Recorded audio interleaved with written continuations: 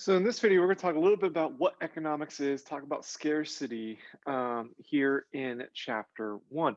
So economics, when we formally define economics, is the study of how we make choices under scarcity, right? How do we make choices under scarcity? So you see on the screen here some definitions. Choice, I think we're all familiar with choice, right? Choice is the act of selecting among alternatives. We make choices every single day, right? We make the choice. Do we get up or do we sleep in, when the alarm goes off?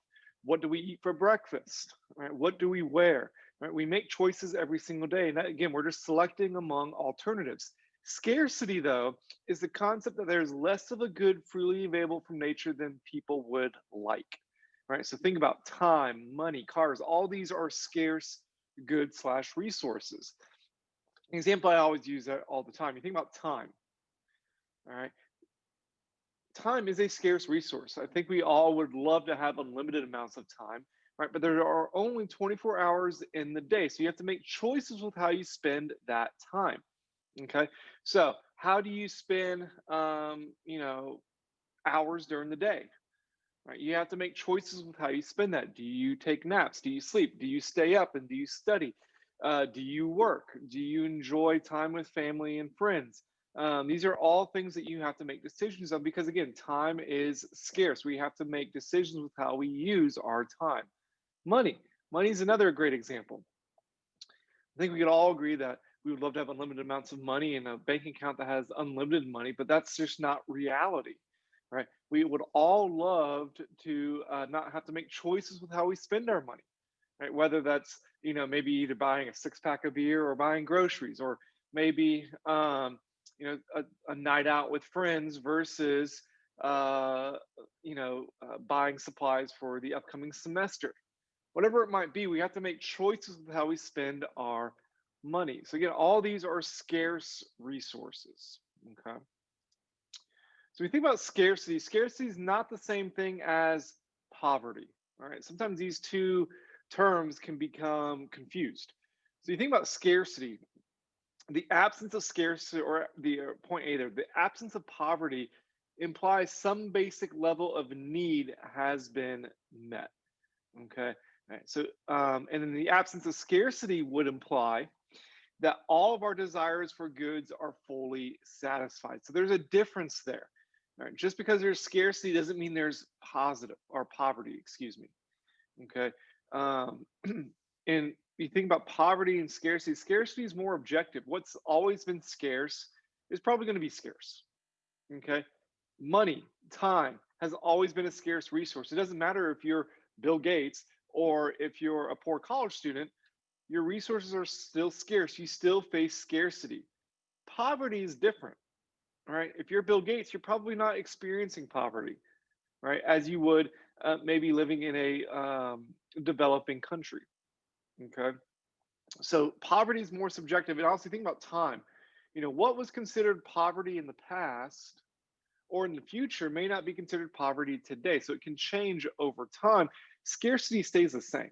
I mean, scarcity is scarce items, scarce goods are scarce, always has been, always will be. All right. So when we talk about scarcity, it necessitates some behavior and some needs.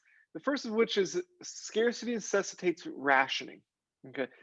Rationing is allocating scarce goods to those who want them. Okay, so you think about different ways to ration out goods, right? Or ration out scarce goods. Think about if there's when storms come around, what typically happens around the gas stations when there's a hurricane kind of barreling down on a city. What typically happens at gas stations? Well, long lines appear, right? Lots of people are trying to get gasoline. So how do you ration out that gasoline without affecting price or anything else? It's waiting in line. We see that on Black Friday after Thanksgiving. We all these stores have these great deals, right? You can buy a 50-inch TV for $100 sometimes it seems, but they only have limited quantities of those deals. So what do you have to do in order to take advantage of those deals? Well, if there's only a limited number, typically people will wait in line. Sometimes they'll camp out if the deal is that great. to get that deal. Again, that's a form of rationing. In the market economy, however, we use price to ration out goods.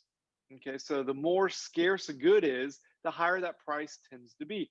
The more abundant that good is, the more that price, or the lower that price is. You think about bottled water is a great example, or water in general. Water is fairly cheap, right? You think about the gallon price for water compared to gasoline, compared to other items, is very, very cheap.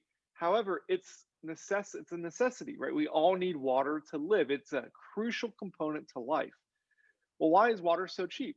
Well, again, because water is more abundant than a lot of these other items. Think about gasoline. Water is more abundant than gasoline is, right? Which is why the price for water is cheaper than the price of gasoline in most circumstances. And then finally, scarcity leads to competitive behavior.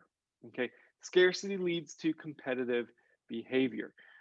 We see this in the marketplace, right? You see this on movies. On Black Friday when the crowds rush into the store, shoving each other to the side. Again, scarcity leads to this competitive behavior. There's an example that I use sometimes in class about giving away an A. Okay, so if you are watching this in my class, right, I'm sure that you'd love to take an A right now and not have to go through the rest of this class. Now, you might be enjoying this class, right, but I'm sure all of you would love to not have to take any exams, do any work, and just take the A. Right, I'm sure most of you would be willing to do that. Well, how far would you be willing to go to get that A? Okay, if I were to put a price on it, or have an auction for that A, you guys would probably bid that price up. Some of you might be willing to pay a lot more than others for that A. So again, it can lead to competitive behavior. Okay. So we've got these economic resources. So separate and part of scarcity, but kind of tied in as well, is the economic resources. Or you might remember or learned this in the past, or one of your past economics classes, as the factors of production. Okay. So there's every resource, every factor of production, every resource can be categorized into one of these four categories. The first of which is land. Okay, land or natural resources. You think about, actual pieces of land, wood, minerals would all be included in land. All right, so if you use land as a resource, or a natural resource, to be categorized under this economic resource category of land. Human capital. Human capital is the skills that individuals can bring, right? Whether it's physical capital, so in the NFL or NBA, you see athletes with great physical abilities that would still be considered human capital, right? You think about Bill Gates, or Elon Musk, or any of these other bright individuals would be considered, their intellectual ability, their ability to think or be productive, would be their human capital. So again, human capital can vary from individual to individual, but overall, the human capital is the skills that individuals can bring, okay, to the table. Physical capital is physical tools that are developed or created by humans to create economic products, right? So you see a picture there of a tractor, that would be physical capital. The computer that you're using, or webcam that you may be using, would be physical capital. And then entrepreneurs, all right, so the kind of the ideas that go behind putting these resources together to create economic goods and continue the economic growth and prosperity that we see in the economy. So an example that you can think of here, think about Santa Fe College, okay? And the product that is produced by Santa Fe College is indeed education, right? Santa Fe produces education.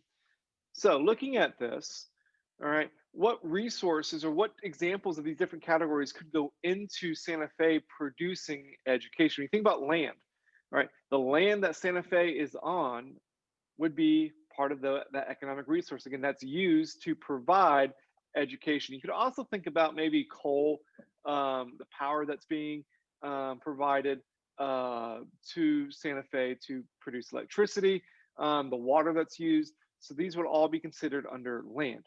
Human capital would be an example of human capital at Santa Fe.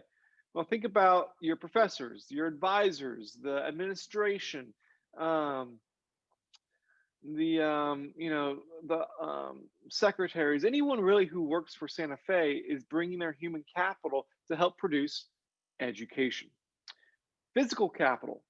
Okay, think about the computers, the chairs in the classroom, the projectors, um, go on and on and on. The actual buildings, the parking lots, the parking garages, if there was one, are all examples of physical capital. Again, it's all used to produce education. And then entrepreneurs, think about the ideas that get created, whether it's professors' ideas of how to deliver content.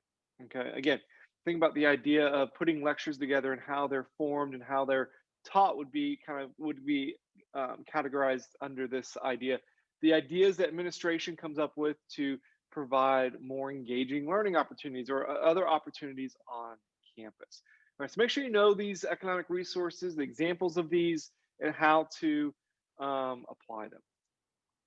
All right, so again, examples of human capital, it's not all the same, right? You see Bill Gates on the right-hand side, you see Michael Phelps on the left-hand side, each of which has different types of human capital, but both are known for their human capital, whether it's physical ability or intellectual ability.